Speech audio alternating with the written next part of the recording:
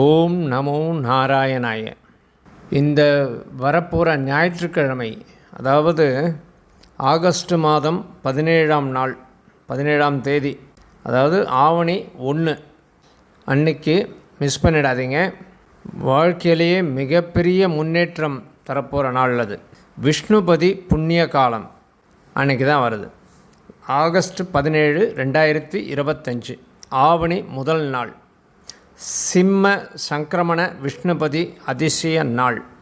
அதாவது சிம்ம சங்கிரமணம் அப்படிங்கிறது ஆவணி மாதம் பிறக்கப்படுற நாளை சிம்ம சங்கிரமணம்னு சொல்கிறோம். இது புண்ணிய காலம் விஷ்ணுபதி புண்ணிய காலம் அதிகாலை 1:30 மணி முதல் 10:30 மணி வரை அன்றைக்கி இருக்குது. இந்த நேரத்தில் நம்ம என்ன பண்ணணும் அப்படின்னா, விஷ்ணு பூஜை செய்யலாம், லக்ஷ்மி ஸ்தோத்திரம் பாடலாம், துளசி பூஜை செய்யலாம், கோ பூஜை செய்யலாம், விஷ்ணு கோயிலில் போய் தரிசனம் பண்ணலாம்.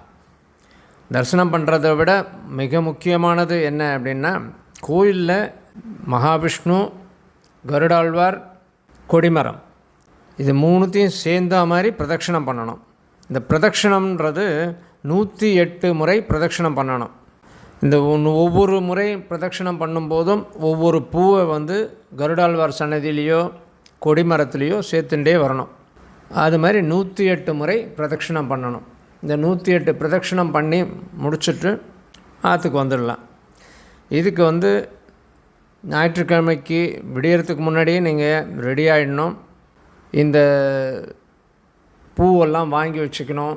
பூ எந்த பூ வேணால் சேர்க்கலாம், வாசனை பூவாக வாங்கிக்கோங்க. சாமந்தி, மல்லி, தாமரை, எது நம்மளுக்கு சௌரியப்படுதோ அந்த பூவை வாங்கிக்கலாம். 108 புஷ்பமாக இருந்ததுன்னா அது உங்களுக்கு எண்ணிக்கைக்கு கரெக்டாக இருக்கும். ஒவ்வொரு பிரதட்சணம் முடிஞ்ச உடனே ஒரு பூவை அந்த கொடிமரத்துக்கிழியோ இல்லை கருடாழ்வார் சன்னதியிலையோ சேர்த்துட்டு பிரதட்சணம் பண்ணலாம்.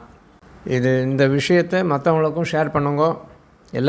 எல்லாருக்கும் இந்த புண்ணியம் போய் சேரணும்.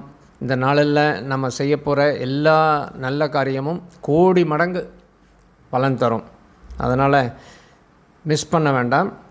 கண்டிப்பாக எல்லோரும் ஃபாலோ பண்ணுங்கள். விஷ்ணுபதி புண்ணிய காலம் வருடத்துக்கு 4 முறை தான் வரும். அதனால் இந்த ஆப்பர்ச்சுனிட்டியை யாரும் மிஸ் பண்ணிடாதீங்க. ஓம் நமோ நாராயணா.